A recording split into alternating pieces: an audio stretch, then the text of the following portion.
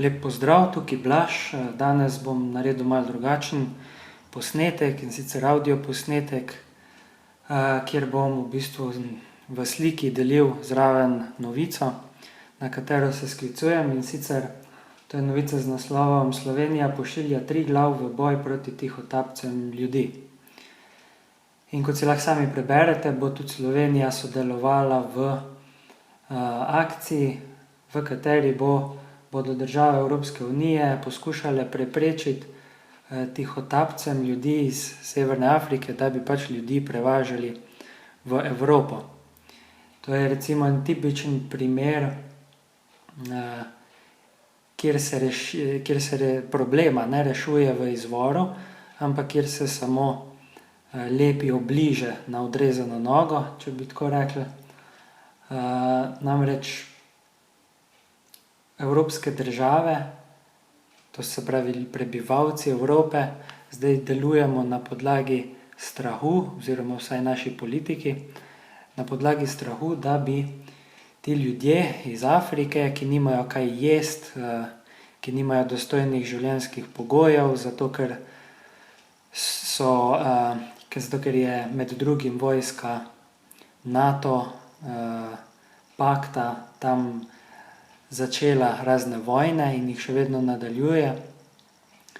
In posledično seveda zato ljudje bežijo iz tistega področja, tudi zaradi tega.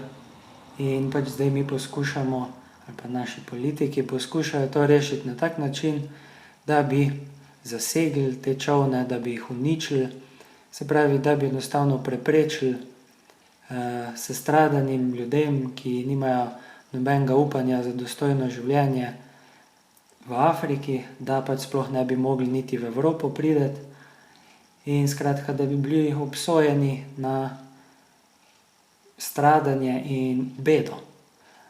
In to je pač tipičen primer vzorca delovanja vseh nas ljudi, ki pač izvira iz te sebičnosti naše, kjer enostavno hočemo ignorirati druge ljudi, kjer nočemo jih enakovredno upoštevati, zato ker je pač tako lažje. Ker se nam zdi enostavno lažje samo poskrbeti za sebe, za vse druge pa pač nas ne briga, dokler pač imamo mi dovolj denarja, da se pač lahko dostojno živimo.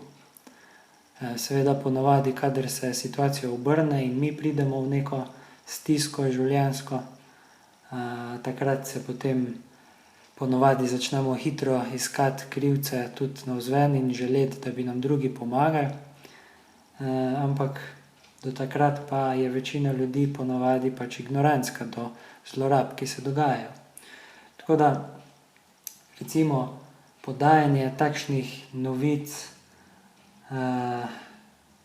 bi bilo veliko bolj učinkovito, če bi zraven dodali seveda tudi rešitve in pa predloge rešitev, kako dejansko rešiti neke probleme in zlorabe na način, ki je najboljši za vse.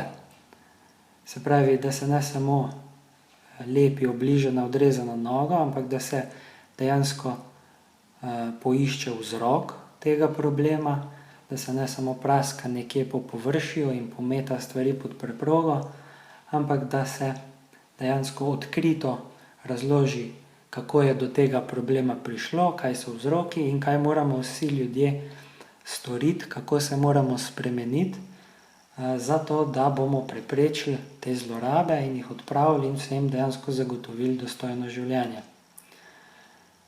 Ok, to je danes na to temo to. Hvala za poslušanje in se vidimo naslednjič. Lep pozdrav.